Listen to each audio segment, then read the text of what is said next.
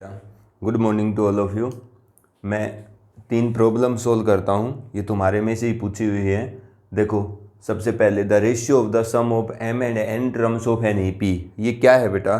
ये क्या कहता है कि एक एपी की एम और एन टर्म्स के सम का रेशियो है, ठीक है। And show that the ratio of the mth and nth term of the same AP. एक ही एपी की बात कर रहा है। एक एपी की एम टर्म्स के जोड़ को डिवाइड किया जाता है एन टर्म्स के जोड़ के साथ, तो कितना रेशियो आता है? M square by n square. इसका मतलब ये आपको गिवन है। क्या गिवन है बेटा? कि sum of m terms of N AP का ratio with sum of n terms is m square by n square. ये आपको दिया हुआ है, ठीक है। आपको क्या प्रूव करना है? जो वो प्रूव करने के लिए बोल रहा है कि sum of ratio of the mth and nth term of the same AP should be 2m minus 1 by 2n minus 1। ये आपको प्रूव करना है। तो कैसे करेंगे? देखो, हमें क्या गिवन है? Sum up to the m terms and n terms of the AP are in the ratio m square by n square, और हमने उसी एपी की एमथ और एनथ टर्म का रेशियो प्रूव करना है, और उसी एपी के एम और एन टर्म्स के सम का रेशियो दिया हुआ है। देखो कैसे प्रूव करते हैं। ये जिस एपी की बात कर रहा है, हम उस एपी का फर्स्ट टर्म ए मान लेते हैं और कॉमन डिफरेंस क्या मान लेते हैं बेटा? डी मान लेते हैं। तो क्या दिया हुआ आपको? S m by s n. क्या प्रूव करना है? T m by t n. तो टी एम कितना होगा? जिस एपी का फर्स्ट टर्म ए है, कॉमन डिफरेंस डी है, उसकी एमथ टर्म क्या आएगी? A plus m minus 1 into d. सही बात है। और उसकी एनथ टर्म कितनी आएगी? A plus n minus 1 into d. ठीक है, आपको कैलकुलेट क्या करना है? T m by t n. तो t m by t n कितना हो जाएगा? A plus m minus 1 into d divide by a plus n minus 1 into d. यही होगा t m by t N. अब देखो, कभी भी आपको एक एपी या दो अलग अलग एपी की टर्म का रेशियो कैलकुलेट करना हो, सम के रेशियो की गिवन मदद से, मतलब सम टर्म का रेशियो कैलकुलेट करना है एक एपी का या अलग अलग एपी का, और आपको सेम एपी या अलग अलग एपी की सम का रेशियो गिवन है कि अप टू किन्हीं टर्म तक का, तो आप क्या करेंगे? जब टर्म का रेशियो कैलकुलेट करेंगे तो टर्म के रेशियो के जो एक्सप्रेशंस हैं इनको सम के रेशियो में कन्वर्ट करेंगे। मतलब ये जो टर्म का रेशियो है, इसके इन दोनों के जो एक्सप्रेशन है एमथ और एनथ टर्म के, आपको टर्म का रेशियो कैलकुलेट करने के लिए उस एपी की टर्म के एक्सप्रेशंस को किस में बदलना पड़ेगा? उस एपी की सम के एक्सप्रेशन में। अब टर्म के एक्सप्रेशन को सम के एक्सप्रेशन में कैसे बदलते हैं? T m by t n. देखो, सम का एक्सप्रेशन होता है 2an by 2a plus n minus 1 into d, और टर्म का एक्सप्रेशन होता है a plus n minus 1 into d. तो आपने टर्म के एक्सप्रेशन को सम के एक्सप्रेशन में अगर बदलना है, तो सबसे पहले उस टर्म के एक्सप्रेशन के अंदर जहाँ a है वहाँ 2a बनाना है। तो सबसे पहले इस टर्म के एक्सप्रेशन को भी मैं सम के एक्सप्रेशन में चेंज करूंगा, इस टर्म के एक्सप्रेशन को मैं सम के एक्सप्रेशन में चेंज करूंगा। अगर आपको इस टर्म के एक्सप्रेशन को सम के एक्सप्रेशन में चेंज करना है तो कन्वर्ट ए इंटू 2a। तो 2a कैसे करोगे? a को 2a में 2 से ही न्यूमरेटर को मल्टीप्लाई कर दो और 2 से ही डिनोमिनेटर को। इसके अंदर 2 जाएगा तो 2m minus 2 into D. Denominator को भी 2 से मल्टीप्लाई कर दो। सबसे पहले अगर आपने टर्म के एक्सप्रेशन को सम के एक्सप्रेशन में चेंज करना है तो a को 2a बनाओ। बना दिया। a को 2a बनाने के बाद जो भी d का कोफिशिएंट बना है अब आपके पास, उसको n माइनस 1 की फॉर्म में एक्सप्रेस करो। तो t m by t n, मैं mth और nth टर्म के एक्सप्रेशन को सम के एक्सप्रेशन में बदल रहा हूँ, जितना भी आएगा। 2a प्लस 2m माइनस 2 को मैं क्या लिख सकता हूँ? n माइनस 1 की फॉर्म में। n माइनस 1 की फॉर्म में 2m माइनस 2 को क्या लिख सकता हूँ? 2m minus 1 minus 1। This is treated as n। ठीक है, 2a प्लस इसको क्या लिख सकता हूँ? 2n माइनस 2 को n माइनस 1 की फॉर्म में 2n minus 1 minus 1 into D. सबसे पहले अगर आपने टर्म के एक्सप्रेशन को सम के एक्सप्रेशन में बदलना है तो a को 2a बनाओ, और a को 2a बनाने के बाद जो भी d का कोफिशिएंट बना है उसको n माइनस 1 की फॉर्म में लिखो। अब आपने a को 2a बना दिया, d के कोफिशिएंट को n माइनस 1 की फॉर्म में लिख दिया। अब n बाई 2 से दोनों एक्सप्रेशन को बाहर मल्टीप्लाई और डिवाइड करो। n बाई 2 कौन है? n कौन है इसका? 2m minus 1। तो n बाई 2 से बाहर इसको क्या करो? मल्टीप्लाई करो। 2a plus 2m minus 1 minus 1 into d. ठीक है, लेकिन इससे अगर आपने मल्टीप्लाई किया है तो इसी से क्या करना पड़ेगा? इसको डिवाइड भी। तो इधर जाके रेसिप्रोकल से कर देंगे हम। तो ये this multiplied by this, reciprocal of each other 1 है, इसका मतलब कोई दिक्कत नहीं हुई। इसका n कौन है 2n-1/2, तो 2n-1/2 से इसको मल्टीप्लाई डिवाइड कर दो, 2a plus 2n-1 into D into क्या 2/2n-1। ठीक है, अब बताओ Tm/Tn ये जिस एपी की mth और nth टर्म का रेशियो है, यहाँ तक का पार्ट अब क्या हो गया, ये क्या चीज़ है n/2 2a plus n-1 into d, तो सम ऑफ 2m-1 टर्म्स, ये इसी एपी का क्या है S some of 2m-1 terms, और ये जो चीज़ है ये क्या है इसी एपी की सम ऑफ 2n-1। आगे कौन है 2/2m-1 बाई 2/2n-1, 2 तो कैंसिल हो जाएगा, ऊपर जाएगा 2n-1, नीचे रहेगा 2m-1। तो Tm/Tn कितना आता है सम ऑफ 2m-1 टर्म्स का रेशियो किसके साथ, सम ऑफ 2n-1 टर्म्स के साथ। अब देखो हमारे पास क्या है Sm/Sn है, हमारे पास क्या है Sm/Sn कितना है m²/n², यही है। अगर आपके पास Tm/Tn कितना आता है S2m-1/S2n-1, तो आप क्या कर दो m को 2m-1 से और n को 2n-1 से रिप्लेस करो। तो यहाँ से अगर इस गिवन एक्सप्रेशन में मैं m की जगह 2m-1 लिखूंगा, n की जगह 2n-1 लिखूंगा, तो S2m-1/S2n-1 कितना होगा, यहाँ पर भी लिखना पड़ेगा इस पूरे एक्सप्रेशन में, जहाँ m है वहाँ तो 2m-1 लिख दो, जहाँ n है वहाँ 2n-1 लिख दो। तो S2m-1/S2n-1 क्या आ जाएगा, m की जगह 2m-1 लिखोगे राइट साइड में, तो 2m-1 का स्क्वायर डिवाइड बाई 2n-1 का स्क्वायर, इतना आ जाएगा S2m/S2n-1।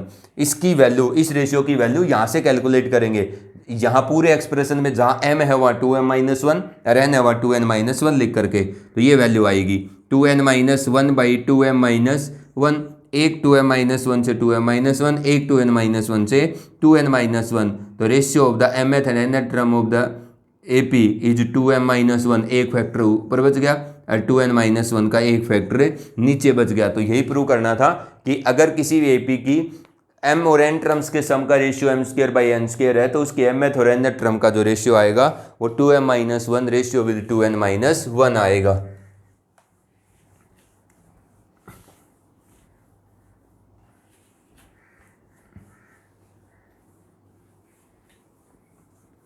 अब देखो नेक्स्ट क्वेश्चन, एक प्रॉब्लम और सोल्व करता हूं। Find the area of the triangle, वो क्या कहते हैं कि find the area of the triangle, find the area of the triangle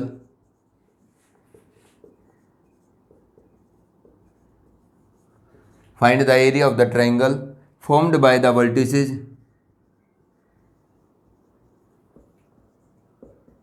formed by the vertices,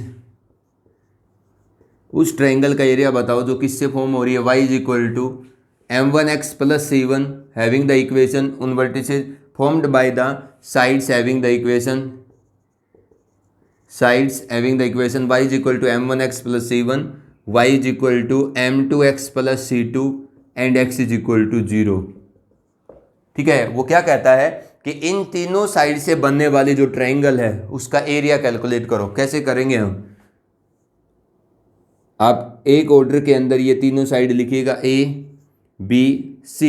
मान लीजिए ये क्या है आपकी y is equal to m1x plus c1, ठीक है, y is equal to m1x plus c1, ये कौन है y is equal to m2x plus c2, ये तीसरी लाइन की equation x is equal to 0 है। आप ग्राफ पे मत जाइए, मैंने सिर्फ क्वेश्चन का ओवरव्यू बनाया है। अब देखो ये आपके पास इस लाइन की इक्वेशन है, ये सेकंड लाइन की इक्वेशन है, ये थर्ड लाइन AC की इक्वेशन है। मेरे को क्या करना है, इस ट्रायंगल का अगर मैं एरिया कैलकुलेट करना चाहता हूँ, तो अगर मेरे को ट्रायंगल की तीनों साइड की इक्वेशन पता है, तो ये जो आपके वर्टिसेस हैं ट्रायंगल के, ये दो साइड के इंटरसेक्शन पॉइंट है। तो देखो ये A पॉइंट के कोऑर्डिनेट मैं कैसे कैलकुलेट करूंगा, A क्या है बेटा, A इस AB और AC दोनों लाइन का इंटरसेक्शन पॉइंट है। तो दो लाइन के इंटरसेक्शन पॉइंट के कोऑर्डिनेट कैसे कैलकुलेट किए जाते हैं, दोनों लाइन की इक्वेशन को सोल्व करके जो x और y आएगा वो उन दोनों लाइन के सिंगल इंटरसेक्शन पॉइंट का x और y आएगा। तो पहली लाइन, अब देखो A किसका इंटरसेक्शन पॉइंट है, जो इस ट्रायंगल का A वर्टिसेस है, ये किस किन दो साइड का इंटरसेक्शन पॉइंट है, ए बी और ए सी। तो जिन दो साइड का ये इंटरसेक्शन पॉइंट है उन दोनों साइड की इक्वेशन को सोल्व करके आप एक्स और वाई निकालिए, आपको ए पॉइंट का एक्स और वाई कोऑर्डिनेट मिलेगा। तो ए बी की इक्वेशन कौन है, y is equal to m1x plus c1, और ए सी की इक्वेशन कौन है, x इज इक्वल टू 0। दोनों को सोल्व करके x और y निकालो। x की वैल्यू 0 है ना, ये यहाँ रख दो। y की वैल्यू कितनी आएगी, c1। ठीक है, तो x की वैल्यू 0 और y की वैल्यू क्या आती है उस पर, c1। इसका मतलब इस a पॉइंट पर x 0 होगा, y कितना होगा, c1 होगा, क्योंकि इस पूरी लाइन पर x क्या है, 0 है, अगर इसकी equation x is equal to 0 है। अच्छा, इस C पॉइंट के कोऑर्डिनेट बताओ पहले। C कौन है, intersection point of AC and BC। तो AC और BC की इक्वेशन को सोल्व करेंगे हम, तो इसकी equation x is equal to 0, इसकी y is equal to m2x plus c2। अगर इन दोनों इक्वेशन को आपस में सोल्व करूंगा तो x की वैल्यू यहाँ 0 रखूंगा तो y कितना आएगा, c2 आएगा। तो इसका मतलब इन दोनों इक्वेशन का सोल्यूशन कौन है, 0 एंड c2। अब आपको B पॉइंट के कोऑर्डिनेट निकालने हैं। B पॉइंट किसका इंटरसेक्शन पॉइंट है, ये A B and B C. तो आपको क्या करना होगा, ए बी और बी सी दोनों साइड की इक्वेशन को सोल्व करके उनका एक्स और वाई कैलकुलेट करना होगा, जो इन दोनों का इंटरसेक्शन पॉइंट कहलाएगा। अब बी ए और बी सी दोनों साइड की इक्वेशन को सोल्व करने पर जो एक्स और वाई आएगा वो बी पॉइंट, जो उन दोनों का कॉमन इंटरसेक्शन पॉइंट है बी और बी सी का, उसी का एक्स और वाई आएगा। सोल्व करो। Y is equal to m1x plus c1 and y is equal to m2x plus c2। करो सोल्व। कैसे करेंगे, ये भी y है, ये भी y है। ठीक है, अगर ये y की वैल्यू ये भी है, y की वैल्यू ये भी है, दोनों को इक्वल रख दो। m1x plus c1 is equal to m2x plus c2। ये ऐसे ही है जैसे यहाँ से y की वैल्यू कैलकुलेट करके यहाँ लिख दी। दोनों इक्वेशन को आपस में सोल्व करके जो x और y आएगा वो b पॉइंट का x और y होगा। बताओ, m1x minus m2x is equal to c2 minus c1। यहाँ से x कॉमन आया तो m1 minus m2 is equal to c2 minus c1। तो x कितना आ जाएगा, c2 minus c1 by m1 minus m2। ये कौन है, ये x कोऑर्डिनेट है, किसका, b पॉइंट का। तो b पॉइंट का x कोऑर्डिनेट क्या आया, c2 minus c1 by m2 minus m1 बेटा। ठीक है, ये c पॉइंट का x कोऑर्डिनेट है। अब y कोऑर्डिनेट क्या आएगा c का। x कोऑर्डिनेट किसी भी इक्वेशन में रखो, मान लीजिए मैं यहाँ रख देता हूँ y is equal to m1, x कौन है, c2 minus c1 by m1 minus m2। ठीक है ना, प्लस c1। सोल्व करो तो y कितना आएगा, mc2 माइनस mc1। अगर एलसीएम लोगे तो इसके नीचे 1 है तो क्या आएगा, ये क्या है, m1c1 m1c2 माइनस m1c1, और ये भी कितना आएगा, m1c1 minus m2c1 divide by m1 minus m2। ये क्या हो जाएगा, कैंसिल। y कोऑर्डिनेट आएगा m1c2 minus m2c1 divide by m1 minus m2। This is the y coordinate of the point b। ठीक है ना, m1c2 minus m2c1 divide by m1 minus m2, ये b point का y कोऑर्डिनेट है। अब वो क्या कहता है कि आप इस ट्रायंगल का एरिया बताओ। तो इस ट्रायंगल का एरिया कैलकुलेट करने में हमें कोई दिक्कत नहीं है, क्योंकि हमें अगर वर्टिसेज के कोऑर्डिनेट पता है ट्रायंगल के, तो आराम से उसके वर्टिसेज के जो एरिया का फॉर्मूला होता है उसकी मदद से कैलकुलेट कर देंगे। क्या होता है एक ट्रायंगल का एरिया, जिसके वर्टिसेज आपको गिवन हो, half of modulus of x1 y2 minus y3। याद किया होगा आपने 10th में, x2 y3 minus y1 plus x3 y1 minus y2। ठीक है ना, ये एक ऑर्डर के अंदर होते हैं, x1 x2 x3 बाहर। अगर x1 बाहर है तो 2 और 3 का y का डिफरेंस अंदर, अगर x2 बाहर है तो 3 और 1 के y का डिफरेंस अंदर, 3 बाहर है तो 3 के बाद कौन आएगा, 1 और 2, तो उन दोनों के y का डिफरेंस अंदर। ठीक है, इस तरीके से हम इसको याद रखते हैं। तो area of this triangle half of modulus of what is x1। बताइए, मैं क्या करता हूँ, a पॉइंट के कोऑर्डिनेट को x1 y1 मान लेता हूँ। ठीक है, c पॉइंट के कोऑर्डिनेट को x2 y2 मान लेता हूँ। ठीक है, और इस b पॉइंट के कोऑर्डिनेट को मान लो तुम x2 एंड y2, और ये क्या हो जाएंगे, x3 एंड y3। रखो इनकी जगह पे। x1 कौन है, a वर्टिसेस का x कोऑर्डिनेट 0, अगर x1 0 है तो ये सारा पार्ट 0 हो गया। x2 कौन है, c2 minus c1 divide by m2 minus m1, यही है x2। y2 माइनस y3, अब बोलो y3 माइनस x2 लिख दिया, y3 minus y1, y3 c2 है, और y1 कौन है, c1, तो c2 minus c1 plus x3 कितना है, 0। अगर x3 0 है तो ये सारा पार्ट 0 हो जाएगा। y1 माइनस y2 से x3 मल्टीप्लाई होगा तो क्या बन गया, area of this triangle is half of, ऊपर वाला क्या है मॉडुलस अंदर C2 माइनस C1 का square divide by M2 minus M1। इसको आप M1 माइनस M2 लिखो तो भी कोई दिक्कत नहीं है मॉडुलस के अंदर। एरिया हाफ ऑफ, अब ये तो बाहर क्या आ जाएगा, C2 माइनस C1 कि स्क्वायर का स्क्वायर रूट लिख दो, मॉडुलस लिख दो चाहे स्क्वायर लिख लो, खुद पॉजिटिव चीज़ है, उसके मॉडुलस का क्या मतलब है। तो ये क्या आ जाएगा, M1 माइनस M2 लिख लो चाहे M2 माइनस M1 लिख लो, उसका रहेगा मॉडुलस इतना स्क्वायर यूनिट। समझ में आ गई। ऊपर वाले का मोड क्यों खत्म किया, अरे 5 के स्क्वायर के मॉडुलस, 5 के स्क्वायर पे मतलब किसी x के स्क्वायर पे मॉडुलस का मतलब किसके बराबर है, x स्क्वायर के ही इक्वल है, कोई फर्क नहीं पड़ेगा। ठीक है, इसके ऊपर आपने मॉडुलस लगाए रखना है, तो ये पॉजिटिव आ जाएगा, एरिया पॉजिटिव आना चाहिए, मॉडुलस इसलिए लगाया गया है। ठीक है, अगर और किसी बच्चे की प्रॉब्लम है तो वो बताएगा।